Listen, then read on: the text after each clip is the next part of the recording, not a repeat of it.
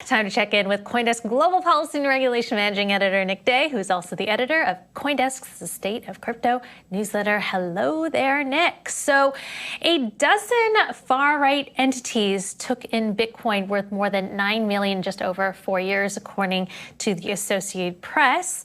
And that money is all but out of reach to banks, courts, as well as regulators. And you wrote about far-right extremists using Bitcoin before, so this is not new. Good morning. Yes, we've seen government agencies and private entities like Chainalysis report that far-right extremists are using turning to cryptocurrency after they've been deplatformed from more traditional fintech payment firms like PayPal. And so from one point of view, this is really kind of the Bitcoin use case as originally envisioned being put into active daily use.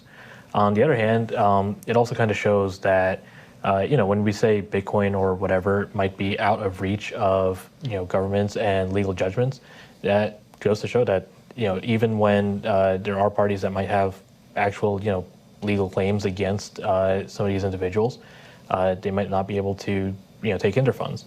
And from the Associated Press article, one of the details that really stood out to me was a lot of the cryptocurrencies that have been tracked so far were in Bitcoin, but now some of these individuals are calling on their followers to donate using, Monero or other privacy coins.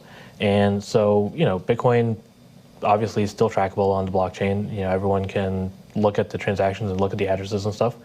But clearly that might not be enough for some of these folks trying to fundraise using crypto. Mm-hmm. So does this marriage between crypto as well as politics in the United States mean that it'll be further difficult to regulate or,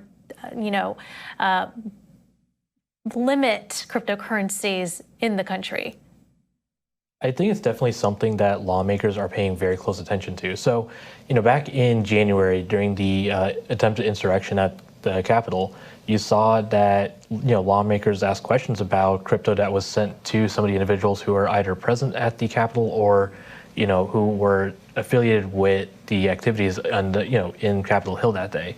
And there was a whole, we had lawmakers writing letters, and you had agencies investigating whether or not Bitcoin was used to fund some of those, activities that were likened to, attempted domestic terrorism.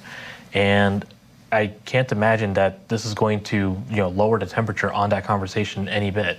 I imagine you're gonna see lawmakers continuing to ask questions and, asking whether or not they need to find either, more stringent AML KYC laws or some other form of, tamping down on this to prevent, what they might see as a national security risk.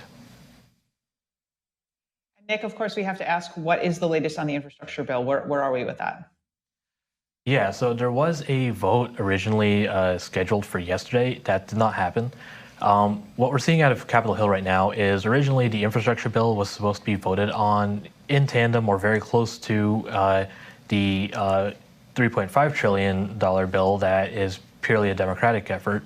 But because the $3.5 trillion bill isn't ready yet, we're not seeing any votes at this time. And yesterday, House Speaker Nancy Pelosi suggested, or raised the idea that the votes might be separated. There might be two different votes, but it remains to be seen whether there are enough Democrats in the House to vote for the bipartisan bill to make that happen.